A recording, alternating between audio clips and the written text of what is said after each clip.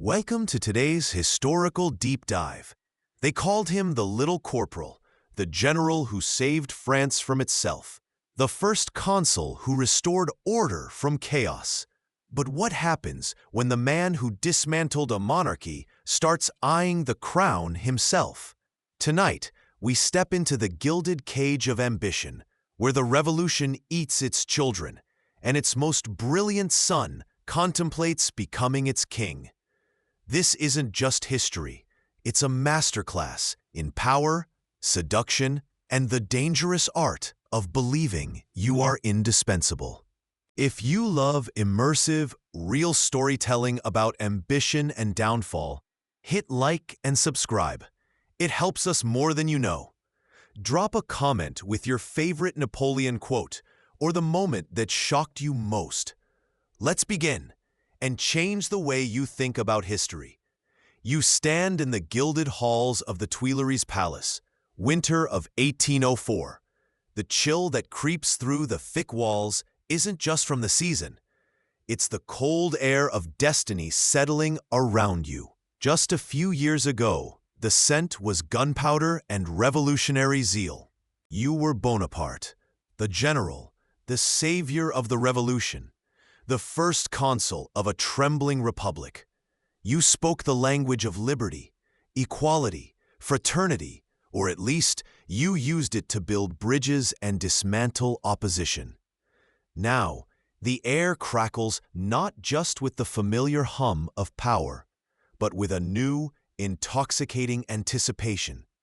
The whispers have grown to murmurs, the murmurs to overt demands from your sycophants and calculated allies. They throng the anterooms, their voices low but insistent, painting a picture of France desperate for one thing: permanence.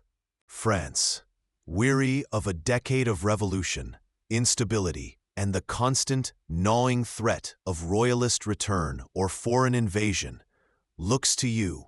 They crave strength, a name that resonates with the kind of ancient authority the revolution seemingly destroyed.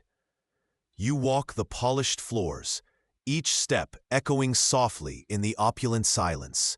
The cheers from the street, celebrating your victories, muffled by thick glass, and you feel the immense, crushing weight of that expectation. It's not just about ruling, it's about being the state, embodying its destiny in a way no mere consul, no temporary figurehead can. They want a symbol, a rock, a name to anchor the swirling currents of post-revolutionary France. You hold the fate of millions, the future of a continent that trembles at your name, in your hands, and the ultimate prize, the symbol of undeniable hereditary power, the Imperial crown, glints just within reach. This moment, before the formal decision is made, is pregnant with possibility and peril. The revolutionary Cincinnatus, you could solidify the Republic, cementing your legacy as its greatest protector, a man who held absolute power in his grasp and chose restraint. But the whispers are louder now than any Republican ideal. You could seize the ancient symbol of kings, elevate yourself beyond any Roman consul or revolutionary leader, and gamble everything on your own indispensable nature, on the belief that only you can safeguard the nation you rebuilt. The pressure is immense, a potent cocktail of genuine national need, orchestrated political maneuvering by those who stand to gain the most, and your own undeniable, insatiable drive that has always craved more than mere survival. It's a quiet crisis of conscience for the history books, even if your formidable mind is already racing towards the architecture of empire, calculating titles, ceremonies, dynasties. The insight here is stark, and as relevant today as it was in 1804. The greatest temptations often arrive disguised as necessities, presented by those who benefit most from your ascent. They don't offer you power out of selfless devotion to your destiny. but out of calculated self-interest. They need a stable figurehead, a central sun, around which their own planets can orbit safely, accruing wealth and influence. The reflection for anyone seeking influence in any era is simple, perhaps even chilling. Understand who is asking you to take more power, and why. Their needs might just be the gilded chains that ultimately bind you. Was this the moment France chose security over liberty? Or the moment Napoleon chose himself over the revolution he swore to protect? And what would you have done, standing in his boots, with a nation pleading for an emperor? The streets of Paris no longer roar with the guillotine's hungry sigh or the radicals' fevered chant. Instead, a weary hum permeates the air. You hear it in the cafes, see it in the drawn faces gathered around newspaper stalls. The nation is exhausted. Years of revolution, of shifting powers, of internal strife like the bloody Vendée uprisings, of relentless assassination plots thwarted only by your watchful secret police, have taken their toll. Add to this the constant shadow of monarchist exiles plotting across the borders and the perpetual hostility of Europe's old crowns, and you understand the deep, desperate craving for one thing: stability, an anchor in the storm. Your political radar, sharp as a surgeon's scalpel, detects this shift, and your propaganda machine, a marvel of early public relations, is already hard at work. Figures like Fouché, the master of shadows, and Talleyrand, the velvet-gloved manipulator, weave the narrative. You, the First Consul, the savior of France at Marengo and elsewhere, are the only guarantor of lasting peace. The message is hammered home in controlled newspapers, whispered in carefully guided salon conversations, echoed in carefully circulated petitions. These petitions, drafted by your loyalists, arrive in waves, supposedly organic outpourings of the nation's soul. They carry a clear, undeniable demand. Make your rule eternal. Make it hereditary. Elevate the consul to emperor. This orchestrated demand isn't merely a political maneuver. It's a chilling insight into power dynamics. You witness, firsthand, how authority is not always seized at the point of a bayonet. Sometimes, in moments of collective fear or exhaustion, it is given. The populace, desperate for relief from chaos, consents to a leader who promises order, even if that order comes at the cost of hard-won liberties. The official narrative paints you not as the ambitious soldier, but as the reluctant father figure, burdened by the love of his people and compelled, forced, to accept the mantle of sovereignty. Imagine the scene: agents subtly steering conversations in the Palais Royal gardens, gauging the depth of public desire. Reinforcing the inevitability of empire, the buzz transforms into a collective sigh of relief at the prospect of unchallenged authority. This willing surrender of individual agency for the perceived safety of absolute rule holds a timeless warning. Be wary, history whispers, of any leader who claims to be compelled by the singular, perfectly aligned will of the people to consolidate absolute power. True public will is a complex, messy thing, rarely a unanimous choir singing the praises of one individual's ambition. You see the path clearing. The time has come not just to rule, but to reign. Inside the ornate chamber of the Senate Conservateur, the air hangs heavy and hushed, a velvet cloak smothering the ghosts of Republican ideals. You are here, observing, a silent conductor at the rear of the orchestra you yourself composed. This body, once conceived as the Republic's constitutional guardian, now performs as its chief eulogist, burying its principles beneath layers of flattery. The political theater unfolds with precision. Senators rise. Figures sculpted by ambition and fear, each stepping into the spotlight to deliver their lines. They speak of the nation's perilous seas, the storms weathered, the need for a steady, unshakable hand on the tiller. They catalog your virtues, your strength, your wisdom, your indispensability, reciting a litany that sounds less like genuine praise and more like an incantation intended to ward off misfortune. Then comes the climax, the carefully orchestrated crescendo. Each senator, in turn, arrives at the same servile plea: transition from First Consul to Emperor. The request is framed not as a power grab, but as a national necessity, a humble petition from the heart of the state to its savior. The sheer transparency of the performance is almost audacious. Men who swore oaths to a republic now trip over themselves in a race to offer you a crown. They speak of destiny and the will of the people, but the words ring hollow in the cavernous space, echoing the true currency of the moment: absolute obedience. You watch a picture of composed gravity, head slightly tilted, accepting their wisdom with a show of deep, contemplative reluctance. It is a masterclass in manufactured consent, a flimsy veneer of legitimacy, stretched taut over the raw reality of predetermined power. The legality of the moment is debatable, resting on a foundation of political pressure and silenced dissent. But the message projected to France and the watching world is undeniable. The highest legislative body in the land asked you to become sovereign.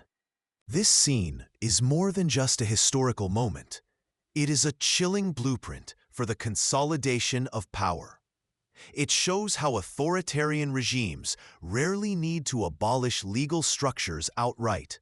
Instead, they co-opt them, twisting their purpose, transforming checks and balances into instruments of validation.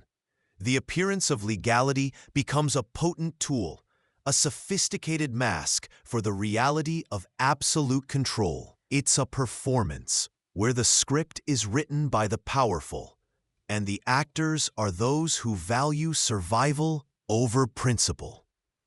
Ask yourself, when institutions designed to protect freedom begin to actively pave the road to absolute power, who is truly complicit?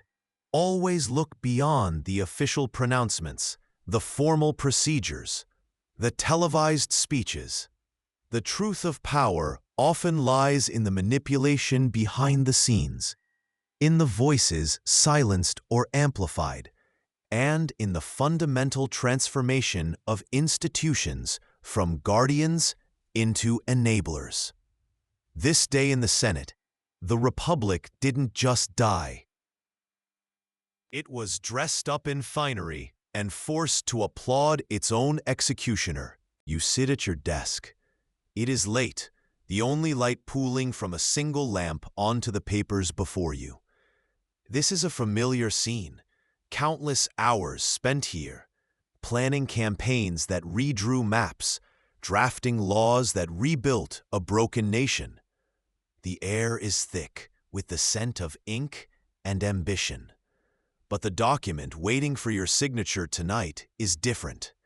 It is the Senatus Consult of May 18th, 1804.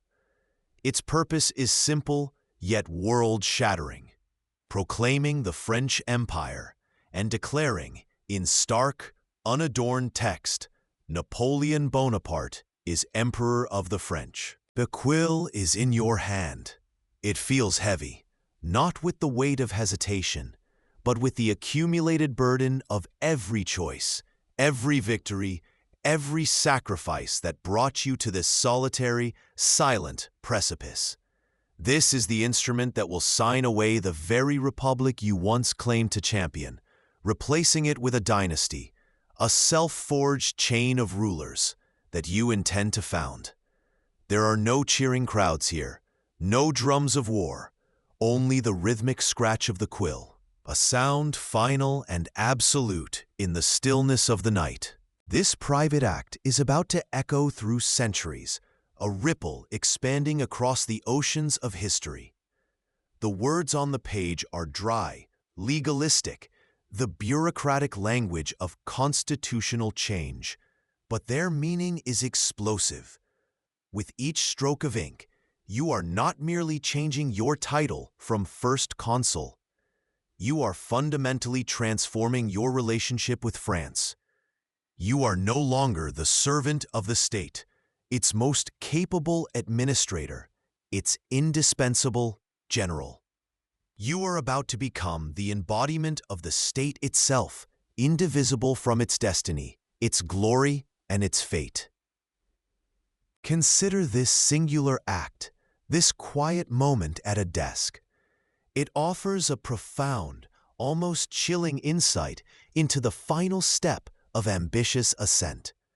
There comes a point when you have accumulated power through incremental steps, through reforms, victories, and political maneuvering, where the transition to formalizing absolute rule requires a deliberate, conscious leap. It demands a moment of signing away the alternatives. This is that moment. This pen stroke is the point of no return. The ink dries, and the bridges back to a system of accountability, to the concept of serving a higher ideal than oneself, are burned. It's a simple reflection, yet one fraught with tragic irony. Be acutely aware of the moments when incremental gains in control coalesce into an irreversible transformation of status and authority. What might seem like a logical, even necessary next step in consolidating power can, in fact, be the final silent abandonment of accountability. The request from the Senate? A carefully orchestrated performance, of course. The legitimacy derived not from the people's genuine will, but from your own cultivated indispensability and the manipulation of institutions. What would you have done standing in his boots, faced with the culmination of years of ambition, the seemingly inevitable next step to solidify power, to build something that might last? Is this the necessary act of a leader ensuring stability, or the fatal step of a man succumbing entirely to his own image? You sign, the scratch stops, the ink begins its slow, irreversible process of drying. The Republic is dead. Long live the Emperor, summoning the holy symbol. To solidify this dramatic ascent, from general to First Consul, from First Consul to Emperor, you require a touch of the sacred. Europe, still steeped in centuries of Catholic tradition, needs more than military might and popular acclamation. It craves divine sanction. But you are not a Bourbon king, anointed by God through lineage. You are the architect of your own destiny, a child of the revolution that dethroned the idea of divine right. You will leverage tradition, not be bound by its chains. The stage is set for a delicate dance, a diplomatic chess match between Paris and the Vatican. Negotiations commence with Pope Pius VII, a man of deep spiritual authority, but whose temporal power has been brutally curtailed by the very forces that elevated you. Your demand is clear: the Church's blessing, the presence of the pontiff himself at your coronation. But here's the twist, the essential Napoleon detail. The ceremony must happen in your capital, under your roof, on your terms. Messengers, their faces etched with the strain of geopolitical pressure, shuttle across Europe. Carefully worded dispatches outline demands for protocol, argue over who travels where, debate the very choreography of this monumental event. The Pope, caught between spiritual duty and the very real threat of your power, is pressured into agreeing to the unprecedented journey to France. He arrives not as a suzerain bestowing legitimacy, but as a venerable guest whose symbolic weight you intend to appropriate. You require the historical gravitas of the papacy, the visual endorsement for a continent watching, but you will absolutely dictate the terms of its application. This moment, the arm-twisting and the stage-managing of the papal blessing reveals a profound insight into your approach to power. You are a master of leveraging existing institutions, ancient symbols, and deeply ingrained beliefs, bending tradition to serve your modern ambition rather than humbly submitting to it. You understood, perhaps better than anyone since the Roman emperors, the sheer power of perception and historical weight. You weren't just building a new empire. You were consciously linking it to the most powerful symbols the West had ever known, grafting your revolutionary state onto the ancient oak of legitimacy. Ask yourself, was this audacity born of strategic brilliance, or did it sow the seeds of future conflict with an institution that carries its own immense historical baggage? What would you have risked to gain such symbolic power? Snow falls on the Alpine passes, a solemn white blanket cushioning the arduous journey of Pope Pius VII. He is traveling from Rome to Paris in the late months of 1804, a reluctant pilgrim drawn into a political theater not of his making. This is no ordinary trip. It is a capitulation veiled in diplomacy, a spiritual leader summoned by a temporal power unprecedented in its ambition. For centuries, no pope had traveled to France, let alone agreed to crown a French ruler on French soil. His procession moves slowly, a blend of sacred duty and stark apprehension, winding through mountain passes dusted with winter's breath.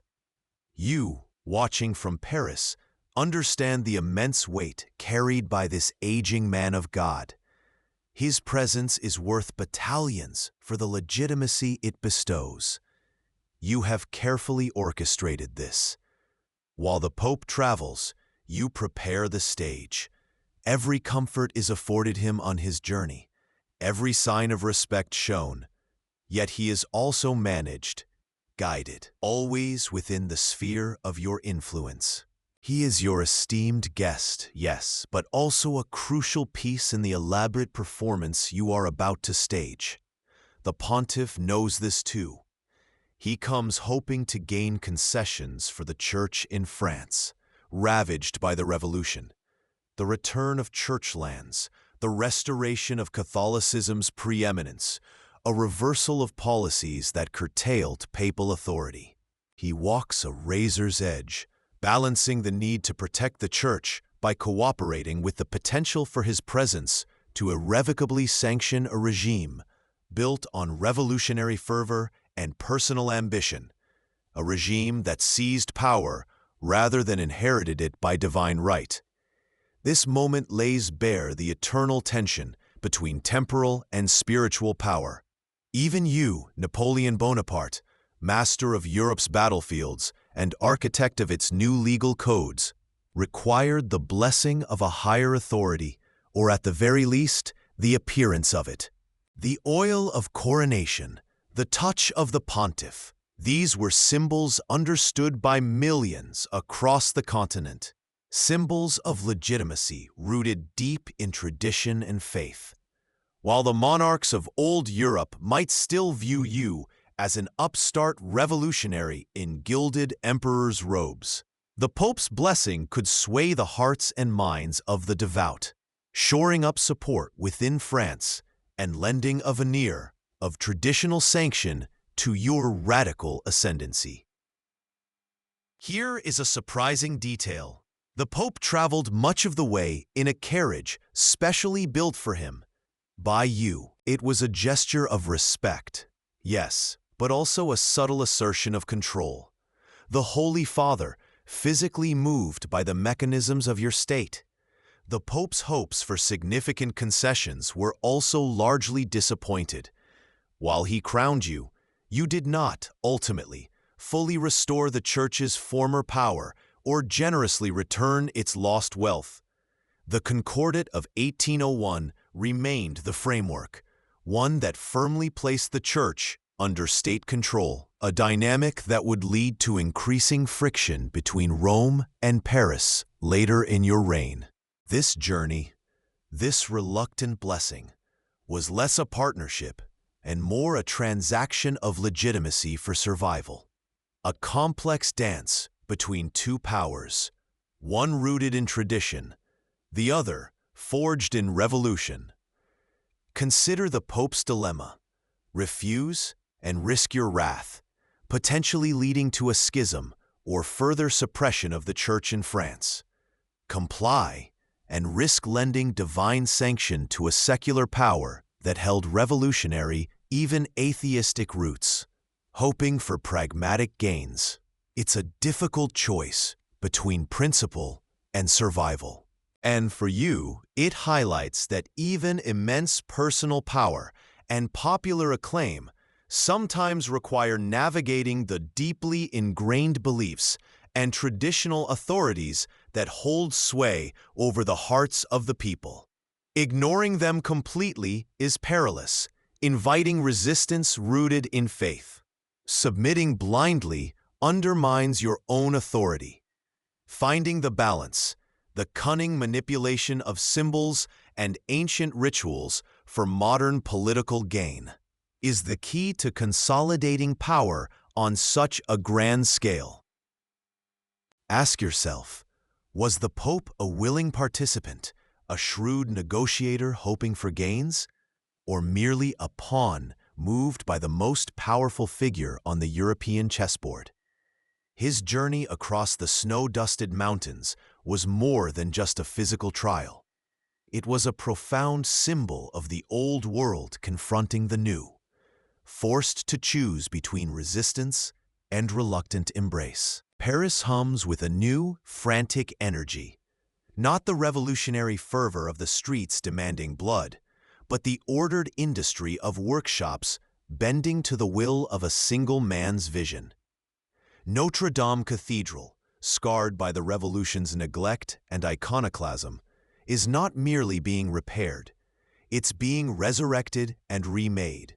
A stage setting, draped in silk and velvet, scaffolding rising against centuries-old stone. This is not preservation, it is transformation, a deliberate act to scrub away the recent past and paint over it with the shimmering varnish of imperial grandeur. You orchestrate this spectacle with the precision of a clockmaker and the ambition of a titan. Seamstresses bend over fabrics heavy with gold thread, their needles weaving patterns destined for robes of unimaginable weight and splendor. Jewelers set diamonds and precious stones into crowns and scepters, crafting symbols that speak of ancient lineage yet feel brand new. The imperial regalia itself is a masterstroke of propaganda. The eagle, a nod to Roman might. The bee, a symbol of industry and Napoleon's own chosen emblem of diligence. The hand of justice, reaching back to Capetian kings. It's a calculated fusion, binding the nascent empire to the deep roots of French history, sidestepping the messy middle years of guillotines and republics. The sheer scale of the preparation is overwhelming, a physical manifestation of the seismic shift you are engineering. Every detail, from the cut of the ermine to the placement of the temporary columns in Notre Dame, is designed for maximum visual impact. This is a direct refutation of revolutionary simplicity, a thunderous declaration that France is not merely solvent, but rich, that its leader is not just a First Consul, but an emperor, worthy of a display that rivals Charlemagne.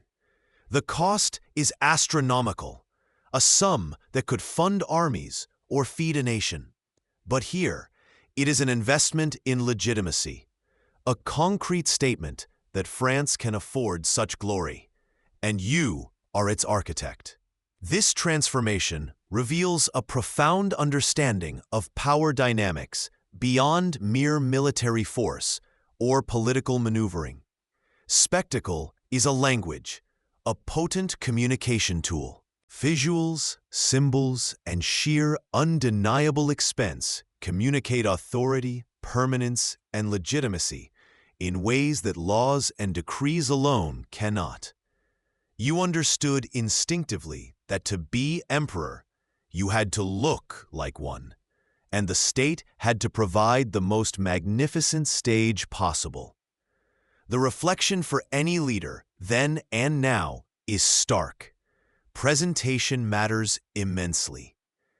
How you, your organization, or your nation presents itself communicates values, strength, and entitlement, for good or ill. But here lies the subtle, lurking irony. Opulence, while dazzling, can also breed simmering resentment among those who pay the price. And sometimes, it is used precisely to mask underlying weaknesses or insecurities. You build this golden facade, believing it will solidify your rule, but does it also plant the first seeds of doubt? The city of Paris shivers under a December sky, gray and heavy like the weight of ages. It is December 2nd, 1804, a day carved by destiny, vibrating with an electric current of anticipation. Troops line the cobbled streets, rigid sentinels whose bayonets catch the weak light, glinting like cold stars. Packed dense behind them, the crowds surge, a single bundled mass against the chill, their breath misting, their murmurs a low, expectant hum of excitement and raw curiosity. They wait for you. Inside the Tuileries, the grand halls hum with a controlled chaos. Servants flutter like nervous moths, adjusting fabrics, securing regalia. You stand amidst the rustle of silk and the deep pile of crimson velvet, a maelstrom of luxurious textiles soon to become the outward shell of imperial power. Josephine is near, her own elaborate gown a masterpiece of design, her face perhaps a mask of serene composure, masking apprehension. There are whispers, final adjustments. The heavy embroidered robes settle upon your shoulders, feeling less like clothing and more like the accumulated burden of France itself. Your hair is styled, the final touch a golden laurel wreath, a deliberate echo of the Roman emperors you so admire. A conscious link forged across 2 millennia, placing you in their formidable company. This is not merely dressing, it is a transformation, a metamorphosis witnessed by history itself. You run a hand over the heavy gold of the crown, not yet worn, but held aloft by attendants, a dazzling, physical manifestation of the destiny you seized at bayonet point and are now about to claim definitively before God and man. Each jewel, each sculpted detail, feels charged with meaning. The air is thick with the gravity of the moment. There is a tense, fleeting exchange with Josephine, ensuring she understands her place, her crucial role in this tableau of legitimacy you have so meticulously orchestrated. This public spectacle begins in intensely private moments. The physical reality, the weight of the robes, the constriction of the collar, the feel of the cold metal of the crown, grounds the abstract concept of power in a tangible human experience. You are not just stepping onto a stage, you are consciously stepping into the pantheon of rulers, not inheriting a throne, but forging one. The ambition that propelled you from obscurity to this threshold feels almost palpable now, a frantic pulse beneath the stiff brocade. Ask yourself, could you bear this weight? What does it feel like to dress for eternity, knowing that every gesture, every breath will be dissected by generations to come? This moment, heavy with symbolism and personal anticipation, reveals a profound truth. The most monumental acts of history are ultimately grounded in the intensely human experience of the individual choosing their fate. The procession moves slowly through the chill December air, a river of gold and crimson flowing towards the Île de la Cité. The streets are packed, a volatile mix of Paris, some genuinely cheering for the conqueror they hope will bring stability and glory, others silent, perhaps remembering the Republic's promise, now overshadowed by this monarchical spectacle. Your magnificent carriage, a rolling throne gilded like the sun, is the focal point, flanked by the imposing figures of the Imperial Guard. The cheers swell and recede, a tidal wave of public sentiment you have meticulously cultivated, a blend of admiration, fear, and the simple, undeniable thrill of witnessing history being forged, perhaps even coerced, before their eyes. You arrive at Notre Dame, the ancient cathedral looming before you. Its twin towers, witnesses to centuries of kings and revolutions. Its stones, steeped in history and faith, dwarf the modern empire you are building.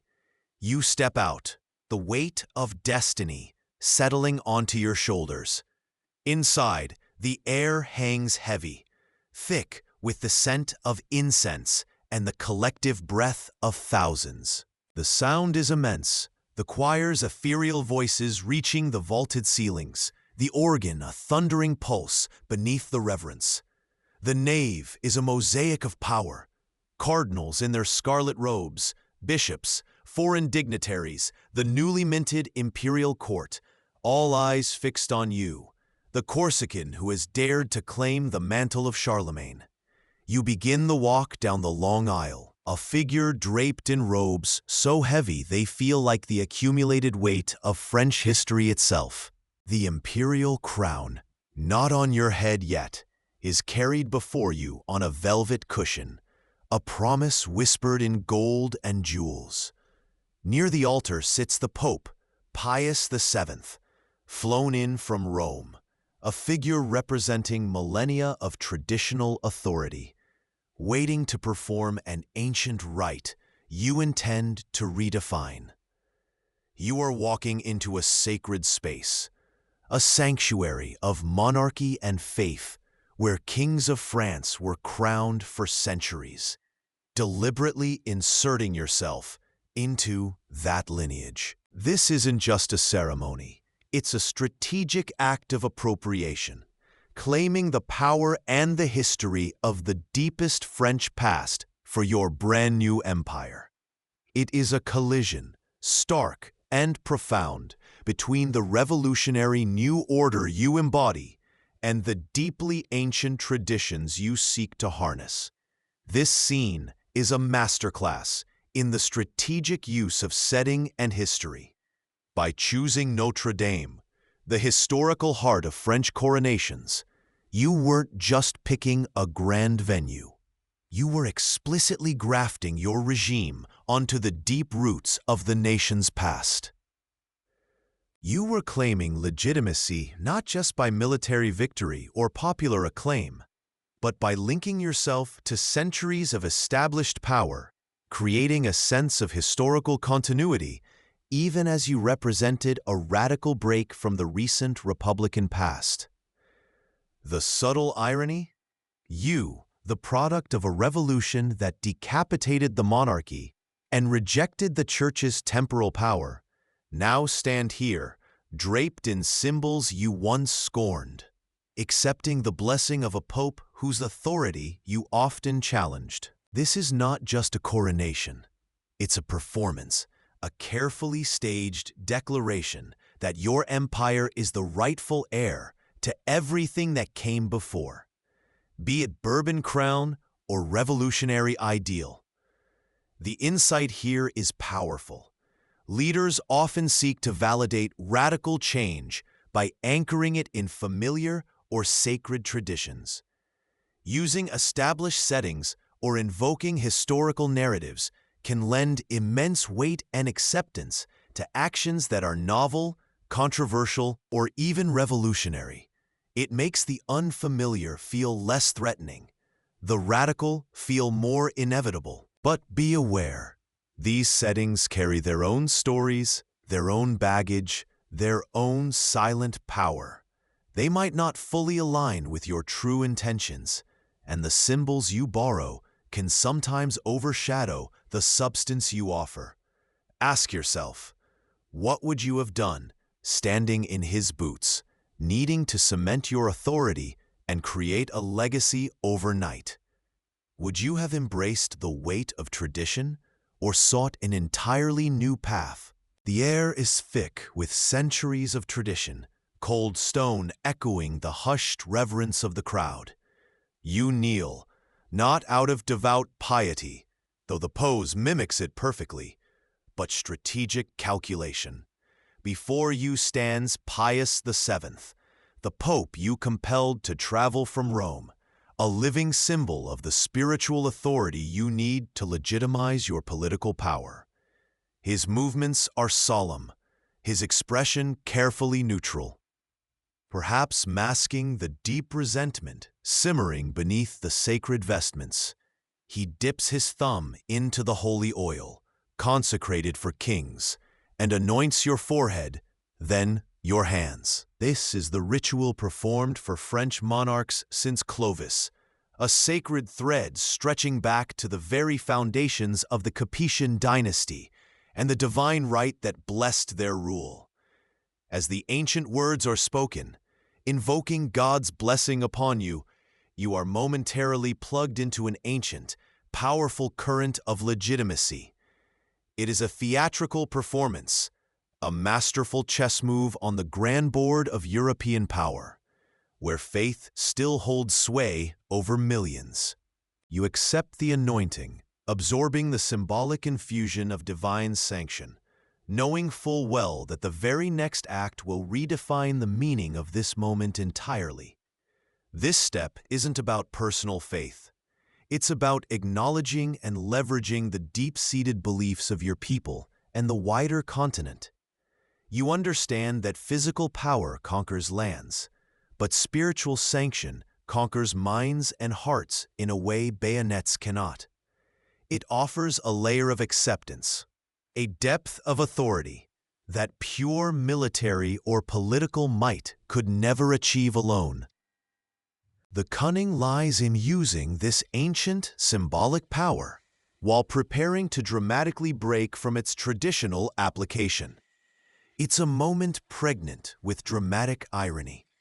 The Pope, the representative of God, is compelled by your will to bestow a sacred blessing, only for you to immediately demonstrate that your authority doesn't come from this blessing, but from yourself. You are participating in a ritual that traditionally grants legitimacy, only to use that participation to enhance a legitimacy you've already seized by force and popular acclaim. It's a subtle, stunning power play performed on the world stage. What would you sacrifice, or perhaps perform, to gain a legitimacy that transcends mere legal power? Ask yourself, is wielding tradition for your own modern ends a stroke of genius or a cynical manipulation? Reflect on this. Legitimacy isn't just granted from above. Sometimes you must reach into history, twist ancient rituals, and claim it for yourself, understanding that belief, even engineered belief, is a powerful force in shaping the world. The hush that falls over Notre Dame is immense, pregnant with centuries of tradition and the weight of a new era. Sunlight, filtered through stained glass, casts fractured halos onto the assembled dignitaries, marshals, senators, foreign ambassadors, and the highest clergy. At the altar, Pope Pius VII, a figure of ancient authority in this revolutionary age, waits, holding the heavy, bejeweled imperial crown. According to custom, he is the conduit. He is the one who bestows the divine right, placing the symbol of earthly power upon the monarch's head, mirroring Christ crowning Mary in the tapestries that hang around you. But tradition bends, then breaks under the force of your will. As the Pope raises the massive circlet, poised to fulfill his sacred duty, you step forward. Your movements are deliberate, unhesitating. You reach out, take the crown from his hands, a gesture that seizes not just an object, but an entire history of power transfer. The air thins, gasps ripple through the crowd like a sudden wind, and then, with absolute certainty, you turn and place the crown firmly upon your own head. This is not merely a theatrical flourish. It is a manifesto forged in gold and jewels. It screams across the vast cathedral, a soundless declaration heard by all. I owe my throne to no one but myself. To your own strategic brilliance, the audacity that led you from Corsica to the pyramids, the sheer force of personality that reshaped a nation. It is a statement that transcends royalty and priesthood, planting the flag of your authority firmly in the soil of your own making. You are the origin of your own power, legitimized by ambition, earned through victory, ratified by the will of the French people, as you have shaped and interpreted it.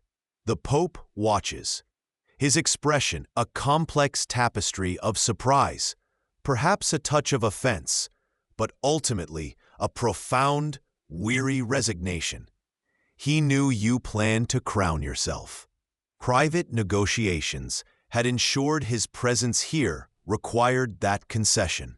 Yet, the public spectacle of the act, the sheer raw assertion of self-made sovereignty before the eyes of Europe and God, was still breathtaking. It was the ultimate psychological stroke, acknowledging tradition by having the Pope present, then simultaneously negating its ultimate authority over you. You didn't need a divine intermediary. You were your own divine right. This singular moment encapsulates your entire philosophy of power and ambition. Power is not inherited through lineage. It is not granted by religious authority. It is seized. It is forged in the crucible of action, claimed by strength of will, and maintained through relentless application of genius. Where do you believe your authority comes from?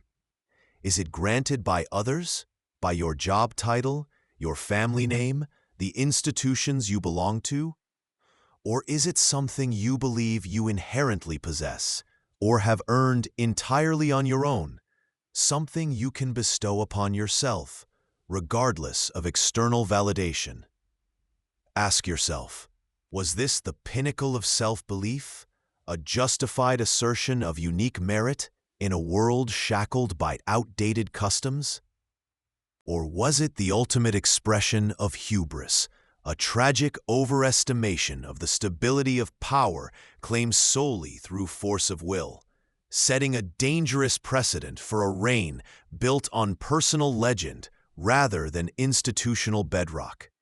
History offers a subtle, ironic whisper that power claimed so fiercely and singularly through self-assertion can be the most brittle, its foundation resting precariously on the shoulders of one man. The weight of the crown you placed upon your own head was heavier than gold. It carried the full burden of a self-made destiny, vulnerable to the same forces that had raised you. You stand, the weight of two empires now resting upon your own head. The golden laurel leaves a stark contrast to the revolutionary simplicity you once championed. But you don't linger in this solitary spotlight.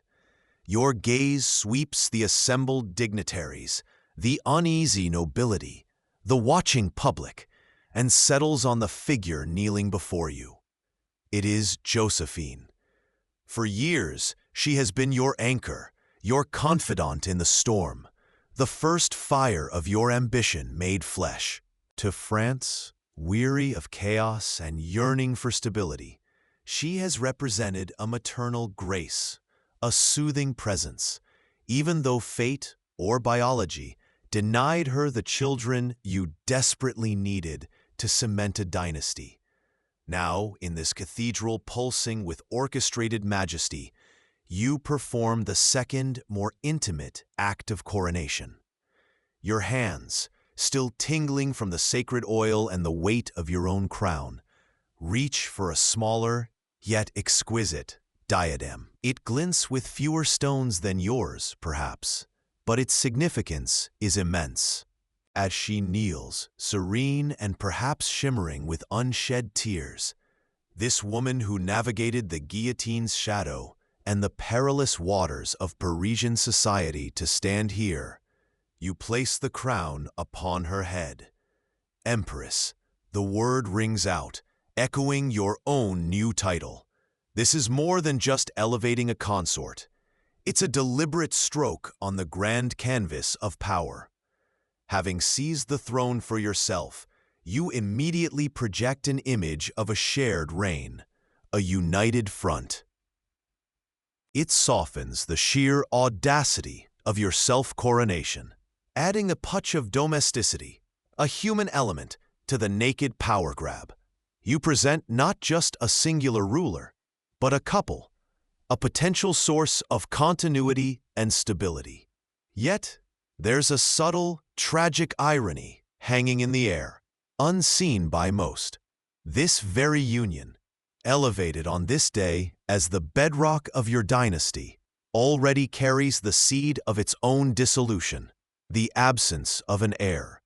In this glorious moment, you showcase a shared throne, even as the unspoken truth of succession looms like a shadow. Look closely at this decision. It wasn't purely an act of affection, though your love for Josephine was complex and real. It was a strategic necessity. Even the man who dared to crown himself understood he could not rule in complete isolation, at least not effectively. He needed a consort to share the stage, to symbolize the future, to add a layer of traditional legitimacy to his revolutionary ascent. Elevating Josephine was both a personal acknowledgement and a calculated political maneuver, a carefully crafted image presented to a nation craving order. Power, you see, is rarely held in complete isolation. Even those who seize it utterly must decide who they will lift alongside them, who they will empower in their orbit. Consider this. Napoleon chose to place a crown on the head of the woman who had been his tumultuous partner through exile, revolution, and military campaigns. He didn't choose a noble lady of ancient lineage for pure political convenience, at least not yet. He elevated the woman who knew him intimately, his first love. What does this tell you about his vision of power, or perhaps its blind spots? Who do you empower around you when you gain influence? And what does that choice truly say about your intentions and your potential legacy? This act, seemingly secondary to his own grand moment, offers a profound reflection on the complexities of ambition, relationship, and the intricate ballet of building power. You stand before the high altar of Notre Dame, the weight of the imperial mantle heavy on your shoulders, the jeweled crown a circlet of destiny and diamonds upon your brow.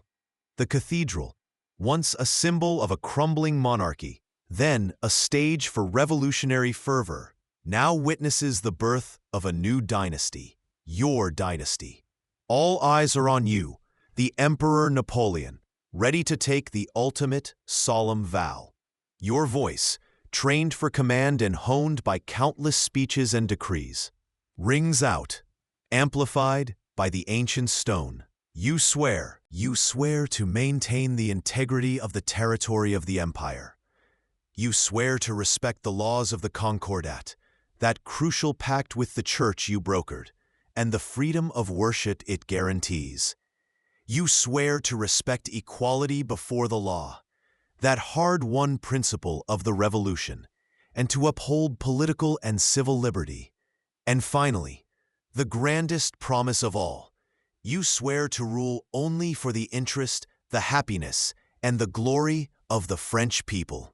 The words hang in the air, a tapestry woven from the threads of revolution and tradition, a performance for history itself.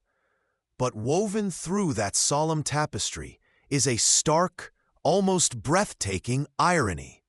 For anyone who remembers the fervent, often bloody, pursuit of the Republic's true ideals, equality, liberty, fraternity, this moment is a profound contradiction.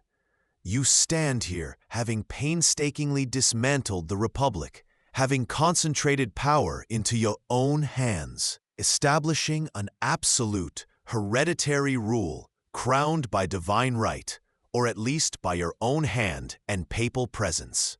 Yet, you swear to uphold principles, equality, liberty, respect for law, that your very assent to imperial absolute power fundamentally undermines. This oath is not a constraint. It is the final masterstroke of political theater.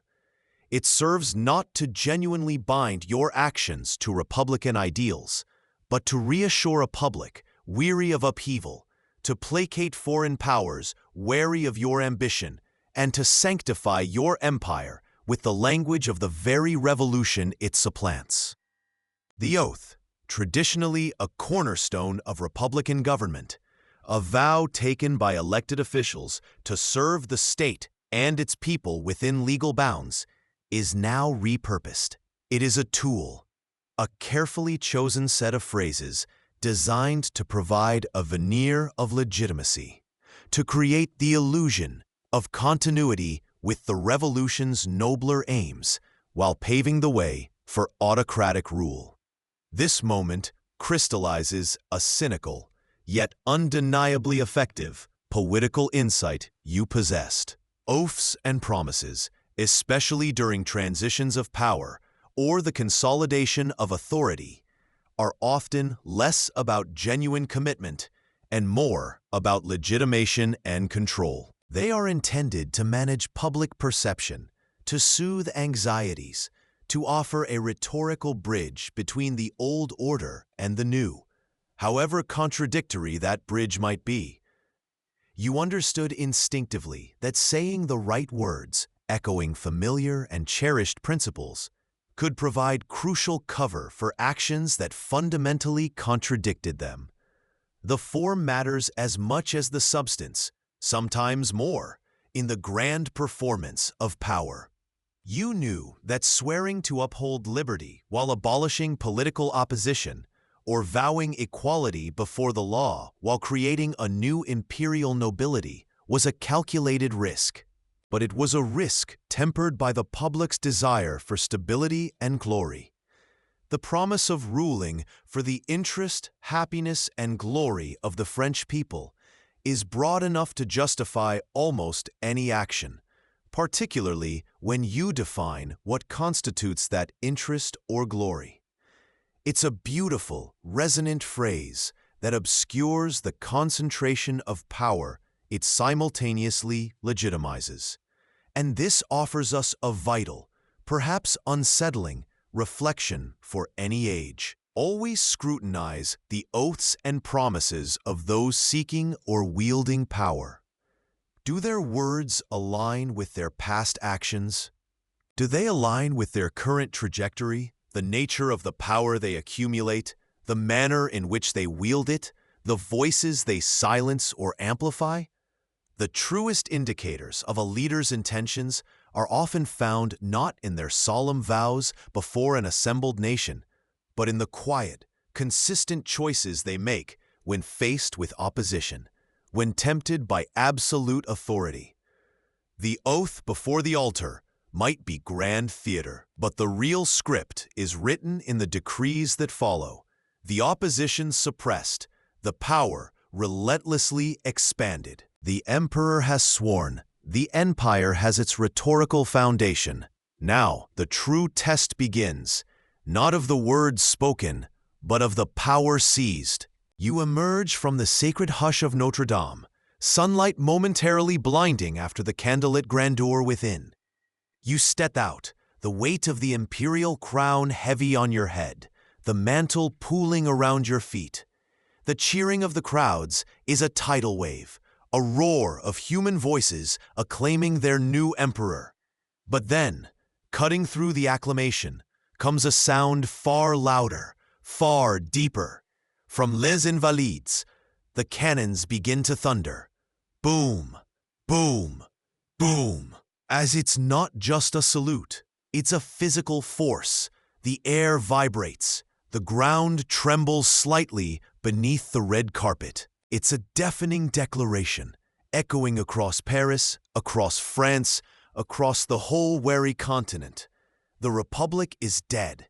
Long live the Emperor. This sound is triumphant, yes, but also brutally powerful.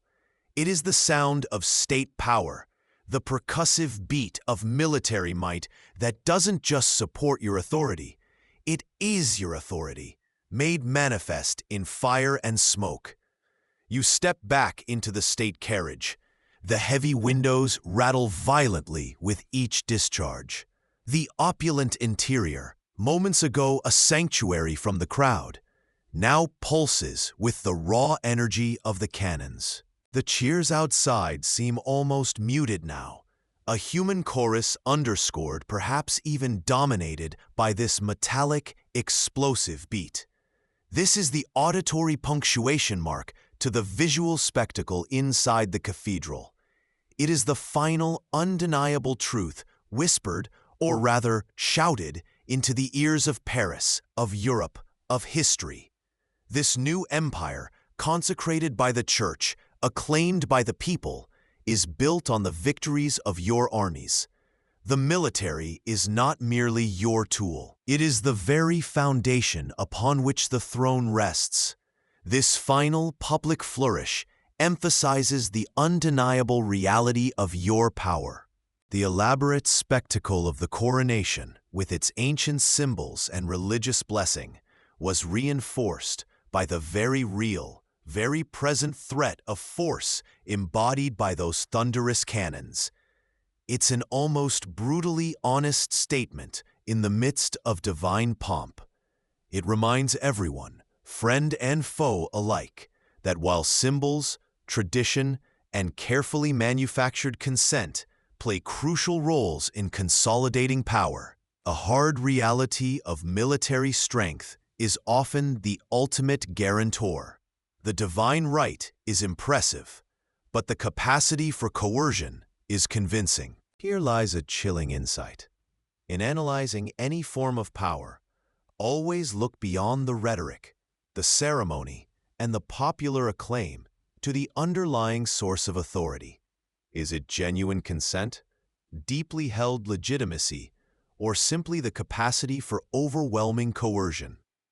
The answer to that question determines the true nature and often the ultimate longevity of any regime. Ask yourself, was this display the confident assertion of earned military leadership, or a telling sign that even Napoleon, for all his genius, understood his empire stood ultimately on a platform of gunpowder and iron? The heavy velvet robes lie discarded like a fallen empire at the foot of the bed.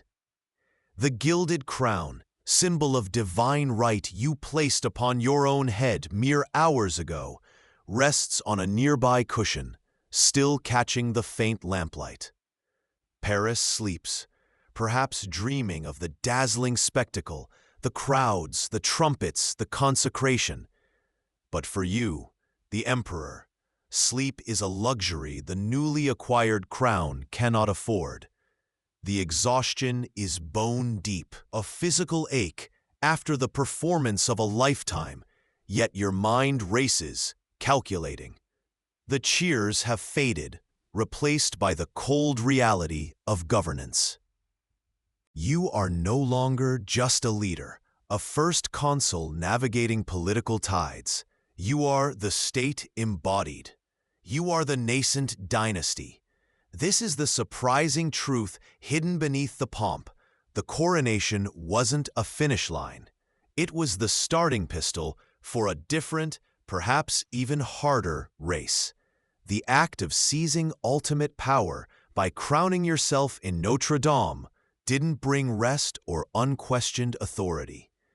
It declared you the legitimate successor to kings, yes, but it also painted a giant, luminous target on your back. Every existing monarchy, every lingering revolutionary faction, every ambitious general now saw you not just as a powerful generalissimo, but as a fellow monarch, and therefore a direct existential threat to be opposed, undermined, or destroyed. The weight of the crown is not just the physical gold and jewels. It is the crushing burden of expectation you have placed upon yourself, and the perpetual vigilance required to defend the position you so audaciously claimed. Consider the irony. You sought to legitimize your power, to secure your future, by reaching for the highest symbol. Yet this very act committed you to a path of perpetual assertion. You must constantly prove you are worthy of this self-granted majesty. This isn't the quiet authority of inherited right. It's the restless energy of a claim that must be perpetually validated through action. This drives the relentless campaigns, the endless wars that follow. It necessitates the increasing centralization of power, pulling every thread of control into your own hands, because who else can you trust with the fragile legitimacy you forged? It fuels the growing intolerance for dissent, for any voice that dares question the absolute authority required to maintain this precarious, self-made throne. The summit of power, you find, is not a place of peace, but a vantage point from which you see the countless threats that your elevated status attracts. Every whisper of conspiracy, every foreign alliance, every economic downturn feels like a challenge to the very foundations of your empire, because your empire is you. The dazzling performance is over. The heavy robes are off. The crown sits nearby, a silent, glittering promise and a crushing, inescapable burden. It didn't bring rest. It brought a heavier, more complex kind of war. Ask yourself, when we strive for the highest position, do we truly understand the nature of the challenges that await us at the top? Or do we chase a symbol, only to find its weight changes us more profoundly than we change the world? You stand on the frozen plains, the wind whipping snow into your face. Around you, the remnants of the Grande Armée stagger, spectral figures against the white desolation. The eagles on their tattered standards feel like mockery. The gold braid on your own coat, once dazzling in the sunlight of triumph, is now dull and frost-covered. This is the long shadow cast by the crown you placed upon your own head. December 2nd, 1804. That day was meant to solidify everything, to declare to the world that you were not a temporary anomaly, not a fleeting revolutionary figure, but an emperor, the founder of a new dynasty. And the old monarchies heard you loud and clear. They saw not a fellow sovereign to negotiate with, but a permanent existential threat, a man who had claimed power by will, not by birthright or divine grace, at least not through their established channels. This act of self-elevation, dazzling and bold as it was, signaled unending war. They could not coexist with an upstart empire built on revolutionary principles and personal ambition.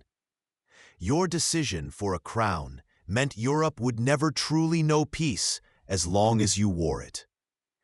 You committed yourself and France to a perpetual state of conflict, draining resources, demanding endless levies of young men, all to defend the legitimacy of that single symbolic act. The coronation also performed a subtler, more insidious transformation. Placing that crown on your own head seemed to confirm something you already suspected: your own infallibility. Who needed advisors when destiny itself seemed to guide your hand? The circle around you, once filled with sharp minds like Talleyrand or Fouché, however treacherous they might be, began to shrink. Those who dared to question, to offer dissenting opinions, found themselves on the periphery, or worse. You increasingly surrounded yourself with yes-men, flatterers who told you what you wanted to hear, reinforcing your belief in your own unassailable genius.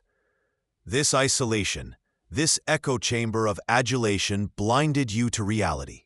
It allowed you to dismiss warnings about the logistical nightmares of campaigning deep in the Russian winter, to believe that sheer force of will and reputation could conquer geography and climate. The disastrous invasion of Russia in 1812 was not just a military miscalculation. It was the direct consequence of a mind insulated by imperial hubris, unwilling to hear the truth. Here, in the freezing air, the symbols of empire feel hollow. The title emperor doesn't warm the starving soldiers or conjure supplies. The eagles don't soar. They are merely heavy bronze ornaments, dragging down exhausted standard-bearers. The path you chose on that December day, the path of ultimate self-declared power, led you inexorably to these fields of ruin, to the retreats from Moscow, to the final muddy defeat at Waterloo. The crown, meant to be the capstone of your ambition, became a symbol of its overreach, the weight that dragged you down. Consider the nature of how power is attained. When power is declared, seized, worn like a personal garment, it requires constant, often unsustainable effort to maintain its legitimacy. It demands endless validation through spectacle and victory. A throne inherited or voted upon carries a different kind of burden, but a throne built solely on force of will and military success demands perpetual vigilance and conquest. Ask yourself, was the foundation you built on December 2nd, 1804, truly strong enough to support the immense weight you placed upon it? Or did the very act of claiming supreme power plant the seeds of its inevitable collapse? The method of ascent fundamentally dictates the challenges of remaining aloft. You stand on the wind-swept cliffs of St. Helena, the vast, indifferent ocean stretching before you. The salt spray bites your face, a stark contrast to the perfumed air of Tuileries or the gunpowder haze of Austerlitz. The crown is gone, not merely misplaced, but dissolved, an illusion faded. The empire, once a map redrawn by your hand, is now just a collection of names on a schoolchild's atlas. Your armies, the Grande Armée that marched across continents, are scattered, lost to time, battle, or the quiet anonymity of civilian life. All that remains here, on this lonely rock, are the memories that rush in with the relentless wind, the crushing weight of a legacy too monumental to grasp, and the cold, inescapable fact of your isolation. You trace the improbable journey in your mind, from that hot, dusty island of Corsica, an outsider fueled by grievance and genius, to the gilded halls of Paris, emperor of the French. Every gamble, every battle won, every treaty signed, every boundary pushed. Was it worth it? This question, like the ocean's roar, is deafening now. Did the relentless pursuit and the ultimate attainment of power, absolute power, bring the glory you craved? Or did it, inevitably, lead to this desolate exile?